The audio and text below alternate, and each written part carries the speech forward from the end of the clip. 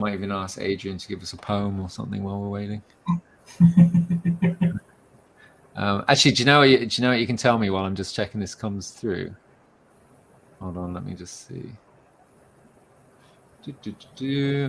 Okay, I think we are coming through to Facebook, which is good. But yeah, what I was going to ask while I'm just waiting for this, tell me this and tell me no more. The Fundraising Chat logo. I heard a rumor about the Fundraising Chat logo. Where did the Fundraising Chat logo come from? I didn't. You did it. Before I was admin, Leslie asked me to design some, and it wasn't my favourite one, actually. Did a couple, and the one that I preferred had spelled Fundraising Chat using the font types from gnome charities. So nice. The Macmillan A, for example. Yeah, but she didn't like that one, so she went with what they got. Do you know, it's never even occurred to me to change it. Well, Leslie's very sensible. I bet she's thinking brand, and you would have got sued by all these big charities who are trying to use it. So I think that's fair. But you designed the logo, and it's still there. I did. Yeah, maybe it needs an update. But yeah, she liked it. Would you at least share in the other logo just so we could see it at some stage? Yeah, I'm sure I have it somewhere. But after, but you know what? I am going to kick us off because this is the start of the podcast, and I can see we're hitting Facebook Live. We are hitting the Fundraising Chat Facebook Live, and we're on LinkedIn Live as well. So we are officially here. Hello, everyone. Thank you for joining us. And if you are here, then please do let us know. Do feel free to comment. I will be keeping an eye on comment. I want to hear lots of Fundraising Chat love today, and I want to know what people have gotten from their experience of Fundraising Chat. So please do comment. But my name is Simon Scriver. I am the host of this podcast, which we are recording live with the two of the admin behind Fundraising Chat. I've got Joe McGuinness and Adrian Salmon. How are you? Nice to see you. And I've just been catching up with Adrian, who I haven't seen, I think we figured out as 7 to 9 years, somewhere in that window. But two fundraisers that I hold very high in regard. And I'm not sure if many people know it. You are two of the many people behind Fundraising Chat. Maybe you could just start by telling us who you are. Joe, who are you? Yeah, sure. I'm Joe McGuinness. I've been a fundraiser for 17 years, but actually in the last year I've taken a step away from working within charities and now work for Think Consultancy doing their Think recruitment and also some freelance on the side, and have been involved as an admin for Fundraising Chat for 4 years, over 4 years. Completely voluntary. I mean, let's be clear. This is like a complete non-profit group. There is no commercial aspect to it. You just put your time in because it benefits fundraisers. Yeah, absolutely. Yeah. Lovely. Good old romantic, just for the good of the sector stuff, isn't it? Adrian, what's your connection to Fundraising Chat? So hi, I'm Adrian Salmon. I've been a fundraiser 27 years. Agency side, charity side, and I'm now a consultant with Huron GGNA Global Philanthropy. And I used to follow Lucy and Leslie's Fundraising Chat when it was on Twitter, which was where it first was. And then one weekend they decided to turn it into a closed Facebook group to see if it would get more people to join. And it went bonkers. And I was one of the first people who joined over that weekend. Contributed a lot. And about a year, 18 months later, Lucy and Leslie asked me if I'd like to become one of the moderators to help them out. So I was one of the first people to get invited on board by Lucy and Leslie to help moderate the chat as it had bloomed to.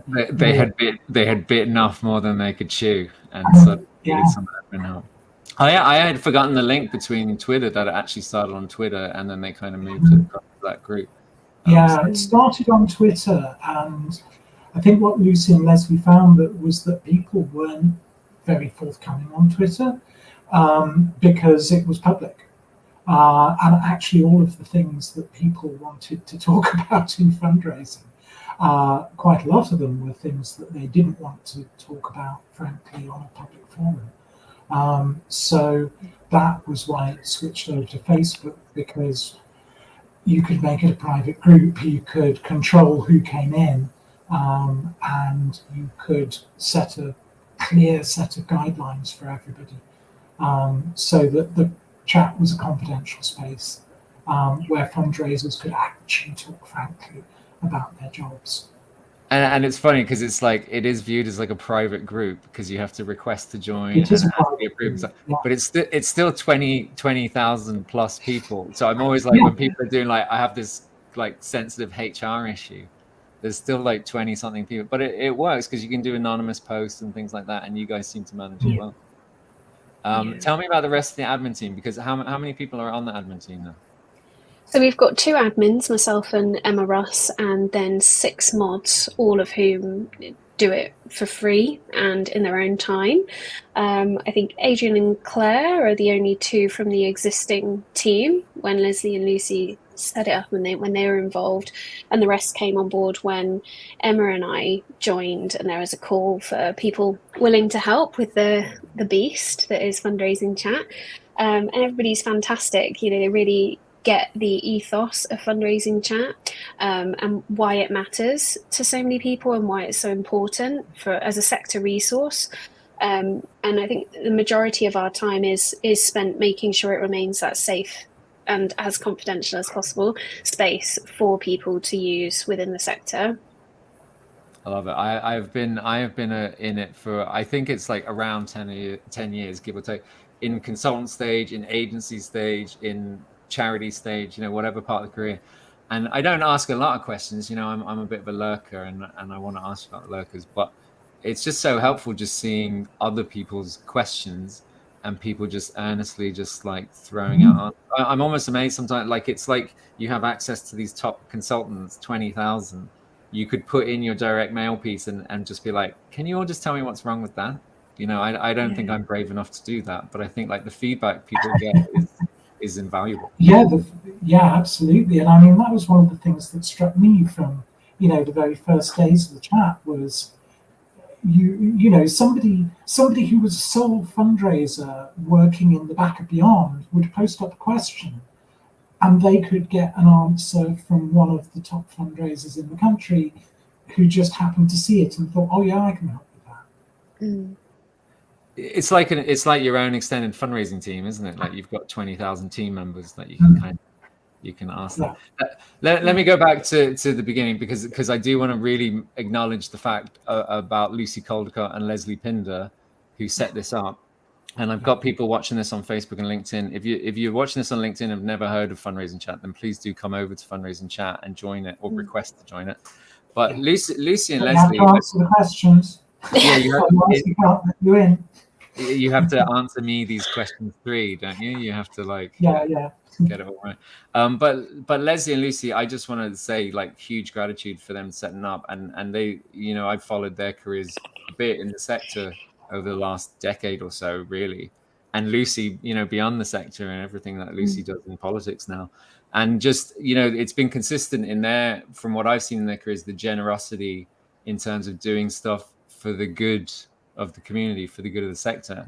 And I think, just to like special shout out, I don't know what if we do a toast or something, but to Lucy and Leslie for starting it originally, and also not the bravery, but just like the foresight to see that they needed to bring in other people and needed to allow it to grow. Because I have seen people set up groups who either shut it down because it gets too much, or they almost like they have to sell out. Like the only way to stay on top of it is to commercialize it. And I think one of the amazing things with this group, which I think is quite unique to me, is it's sidestepped all of those problems. Yeah, I mean, it's not been without challenge, because it's not on the perfect platform for what we would love Fundraising Chat to be. Being a Facebook group does present some issues. Obviously, it addressed some issues also, taking it off Twitter. But the functionality isn't amazing for some of the things we'd like to do. But one of the things that when Leslie and Lucy were looking for new admins, that they made us swear to was that it would never be commercialized. And so that's why we as the mod team are so strict on the marketing rule in particular, because it has to be that safe space for the people in the sector to come together and to get that support and that sense of community. And making sure it's not commercialized is absolutely critical to that. So yeah, when eventually we look for new admins to take it on, that will be the thing that they have to commit to. Well, I mean, it's really challenging because, you know, the commitment to keep it like non-profit and to keep it like as this truly community group. I mean, because you don't have income, there's parts that community groups struggle with, and not. I don't want to say you're struggling, but you know, I imagine there's challenges around even like HR. You know, in terms of managing people, even kind of legal questions, even in terms of governance. You know, diversity policies. I want to ask you about diversity and things like that within the group. But it's like these things that are expected of companies and organizations. I feel like sometimes as a person in the group, we expect that of you unfairly because you are just volunteers who are trying to cram this into a weekend and things like that. But I have to admit, we forget it because we see this big successful group and it's like, these people were making bank. Where's our like policy? Where's the things that, but it's not like that, is it? But it's not that. It's just a Facebook group. We're just the people who look after it, and you know, so there's no constitution, there's no board of directors of Fundraising Chat or anything like that. You know, it's just a Facebook group and a bunch of admins talking to each other on Facebook Messenger, saying, "Oh, what do you think we need to do about this?" Yeah, quickly in between all your other work and things like that. So, I mean, a huge respect to you guys and the other admins for choosing to take that on and keeping it going. I can't imagine that's been easy. I was just mentioning like around diversity then, and the reason I ask it is because it's such a huge thing in the sector, and we're seeing big events and big organizations and big companies struggle with diversity and representation and things like that. I'm guessing there's an equally big struggle for you, but even maybe with the added challenge that you don't have time and money to kind of really focus on it. But what is the kind of diversity of the group, and what's your responsibility in our sector in terms of doing that when you are just volunteers cramming this into a few spare minutes here and there? Yeah, it has come up as a topic both among the mod team, but also on the chat before, and it's definitely something that we do want to take really, really seriously, but we are very limited in what we can do. The diversity of the mod team at the moment is perhaps not as visibly diverse as we would like it to be, and we're also conscious that there are other elements that are important to the sector, such as representation from in-house fundraisers versus freelancers and consultants, and we're quite a consultant-heavy mod team as well. So there's definitely more that we want to do, but previously, when Emma and I came on, I don't believe that the team prior to us were inundated with offers of support, and because it is that voluntary nature, and also it's not wildly exciting being a mod on a group either. It's a fantastic thing to be part of, and we know that the value that it has in the community is incredible, but it's maybe not the most dynamic of volunteering opportunities. So there is a challenge in terms of widening the diversity in the mod team and making it truly reflective of what we want the fundraising sector to be eventually. But we know that there's so much more that we can do, but at the moment it's a capacity issue, which is the worst cop-out. But it's the truth. We'd love to do more, and we would love to see proactive suggestions and support from the Fundraising Chat community as to how we can bring that to life within the chat a bit more. I like that, and in your defense, I don't think it's the worst cop out. I think there's way more work. Like I think there's a level, like it's excusable. But are you? I mean, are you open to admins? Is that you're looking for volunteers? You're looking for moderators? Because we're all trying to juggle day jobs, you know. So if somebody else is crazy enough to say, "Hey, I'd like to have a whole extra bit of unpaid work," and that's great. Well, I'll encourage anyone who's watching this, if you want to moderate Fundraising Chat, because to get in touch with the team, because I think there's something really advantageous in it, because I think you have your finger on the pulse of the group, you know, in terms of how people are communicating, what they're talking about in fundraising. Yes. Things like that. Is that the case? Do you guys like what's the tone in the chat these days? What is the vibe of the sector from your point of view? Yeah, so I did a little bit of looking, knowing that we were going to have this session today on what the sort of top posts had been over the last month. just to get a bit of a sense. And the job board is always well used, because obviously it's a great free resource that reaches a lot of people.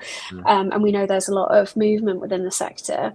We also had posts around remote work and the challenges of remote hybrid. We have always got a lot of questions asking for help around events, ballots, that sort of thing. We get a lot of queries about interviews, interview practice, interview questions, supporting job interviews. So supporting other members of the chat to prepare for interviews, or helping recruiting managers shape what an interview should look like, what questions should include, what feels reasonable. And sometimes even salary questions along that. I'm looking for our first community fundraiser. What salary band should I be looking at?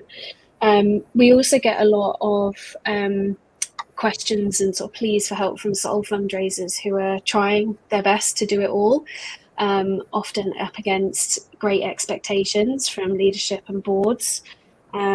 And expectations from leadership also has cropped up. And I don't know, Adrian, maybe you'd be better placed to say how things have changed in terms of the topics and trends since the original group. But certainly at the moment, I feel it's very reflective of a sector that feels highly under pressure, and like there's not enough people to do the work expected.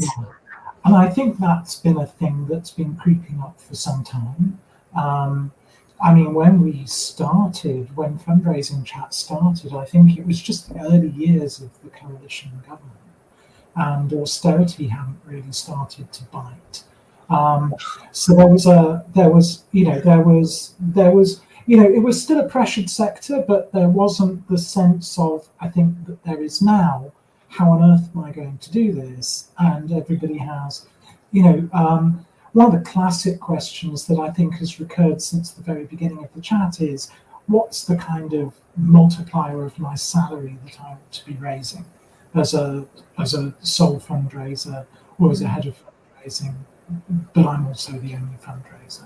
And, what's been very clear is there's been very little change in the lack of knowledge of those who manage fundraisers, like boards and CEOs, about what sensible fundraising metrics actually are.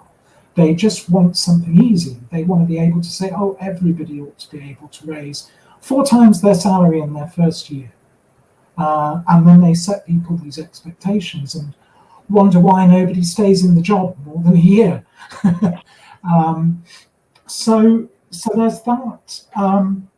What were the other things I was sort of mentioning when we were talking about? Less engagement from senior people was something that you said that you'd noticed. Really? Yeah, I mean, there has been a little bit less engagement from senior fundraisers in the chat. Now, I don't know, what's driving that. Maybe it's just, that their jobs have just got so pressured. They're under such pressure that they have less time to engage in the chat nowadays. But yeah, I mean, a lot. But actually, the other thing is that means that the chat is helping a lot of other people who really, really haven't had anywhere before. I mean, so one of the other things that comes up in the chat a lot is training and resources. Where can I find somebody to tell me about this or this? Yeah. What's a good training for this? And one of the things you often hear is all the training's geared towards the big charities. Yeah. There's nothing that really understands what it's like for me. Yeah. Trying to do it on a budget of a pack of crisps and a cup of tea. Yeah. Yeah. Well, I think anyone who knows me knows how passionately I feel about affordable training and things like that. But I feel like your community sits there in how I picture. I said at the beginning is it's like a fundraising department, because so many fundraisers are alone, and especially in these pandemic days where you're working from home, even if you have a team, sometimes you feel alone. And I think it is such a great resource to ask that question of like, hey, am I being mistreated by my manager? Or, hey, am I crazy to think like we should be doing this campaign or tweaking this? And so I see it as a great sense check. And I think especially not just for the people who engage, because, whatever about whether they're engaging or they're just reading, I think it's a really important place for people to be able to just see it, see the conversations happening in the discussion and learn from those, because that's where I learn a lot from my fundraising, is just from other people's open discussions. And I'm grateful for everyone who has those open discussions. Yeah, definitely. And we're always big advocates in the mod team of using the search function, because you can guarantee that over the last 9+ years, somebody has asked a similar question or the same question that you might have. And it can be really interesting to see comments from a year, 2 years or longer, and also to see how things have changed in that regard. We do have a really active group, which is also lovely. Sometimes you see these big groups, but they aren't all that active. So we've got we've got over 21,000 members.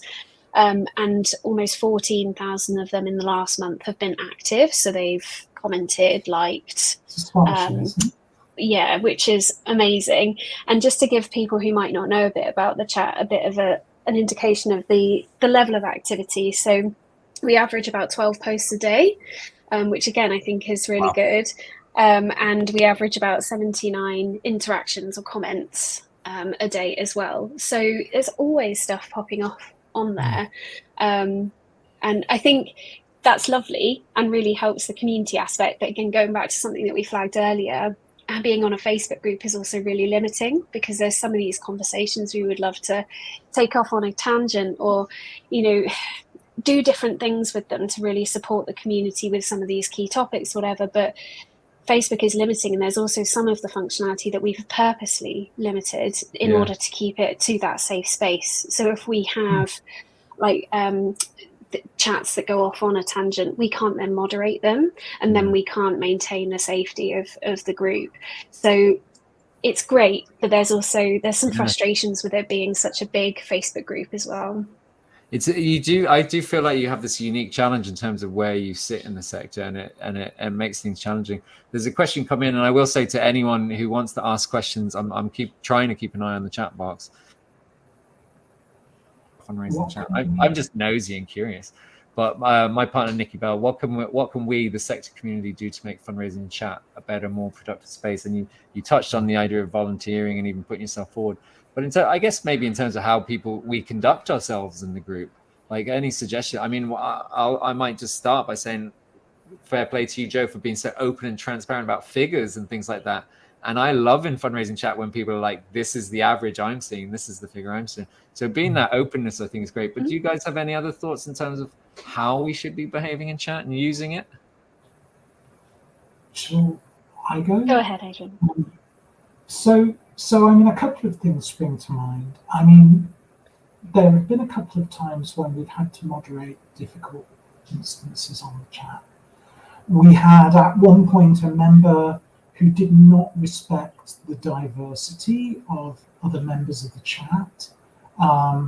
And, we've always been very, very clear that fundraising chat is inclusive on questions of race, gender, sexuality, etc., etc., etc. Obviously, sometimes people are going to have personal views in conflict with that. Leave them outside the chat. And we've had occasions when people didn't, and we in the end had to boot the members from those particular door. Chat. The other one I think is the no marketing. We're really, really serious. I mean, we spend most of our time as moderators warning people for either overtly or surreptitiously trying to market their product or their company or their consultancy or whatever through the chat. And you would not believe how many sneaky ways people can come up with to try and say, oh, and by the way, don't do it. Just don't do it. Fundraising chat is not a place to come to market your company or your consultancy or whatever directly. The best way, and people still ask, well, how can I market mine? Well, you can't. Because they can't believe that you won't just take money like most places. No, we won't take money, and we won't allow people to do it. The only thing you can do on fundraising chat is to be a brilliant member of the chat, and that is the best way to market your company or your consultancy or whatever, is to actually share your expertise, if your company's brilliant at X, Y, or Z, show something without any expectation of people paying for it and prove it. Enter into discussions, answer people's questions helpfully. And people get very cross when we say that, and they say, "Oh, but it will take ages to see any return from that." Yes, it will, but that's the rules. So, I mean, anyone who calls himself a fundraiser should know that. It's about what value you're bringing to the conversation before you make that ask. So I'm gonna say that's a pretty good way to weed out people that don't really know what they're doing. So I like that. The last one I think is don't. There's every so often we get somebody who really disagrees with a particular fundraising method or fundraising channel coming onto the chat and having a rant and saying, "I hate X, Y, or Z method of fundraising." Don't do that. It's not productive. You might have issues with how it's done, and you might say, "Do we think this is a good way to do X, Y, or Z?" Yeah. But those kinds of things are not helpful. There are people who get enough stick everywhere else for the kind of fundraising they do, and they don't get it in the place that's meant to be a safe space. Well, it's funny you say it like that, because I never, sometimes I'm a bit vocal online and things like that. But one thing that I never really understood was in fundraising was alumni fundraising from universities. And what's reminded me is just this comment from Wayne, who says he doesn't think he's seen Adrian's lovely face in about 20 years. And it brings me back to the first time I ever met you, Adrian, or saw you, was you were talking about alumni fundraising. And you changed my whole view about the worth of it, because I'm a university dropout, so the idea of giving back to my college, although I'm back in university, but the idea of giving back, it was always quite foreign to me. And then you presented it in a way and I still remember it, and it really changed the way I thought about it. So, I mean, I think coming into the group and being open-minded and hearing opinions is so much more valuable than posting in there sometimes, Definitely. And I would just add on to some of the stuff that Adrian said as well about people being mindful that when you share something to the group, because it is limited in terms of functionality, it's the written word, which is very difficult to understand tone and things like that. And I think a lot of the time we end up having debates as the mod team of, oh, is this a bit harsh? Is this going to make people feel uncomfortable? Because primarily people need to feel safe in the group. And that's another of the things that we end up discussing a lot, is when does something tip over the line to being just too abrasive and rude? And we really want everybody to contribute and to feel able to contribute. So just to make sure that people's contributions are still framed with kindness and support in mind.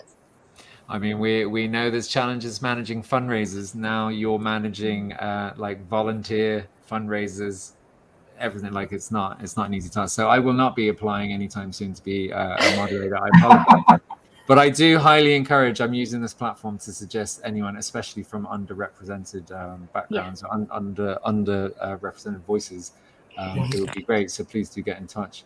I don't want to keep you too long, because again, I'm conscious you're volunteers. And so I guess just to kind of finish up, I wonder, is there anything else I should have asked that you want to be sharing? I mean, are there any big memories you want to share of the group? Are there any big acknowledgements you want to make? Any big call to actions? What else should we be hearing from the people who don't really get as much of a platform as they should, considering they have this group of 20-something thousand people?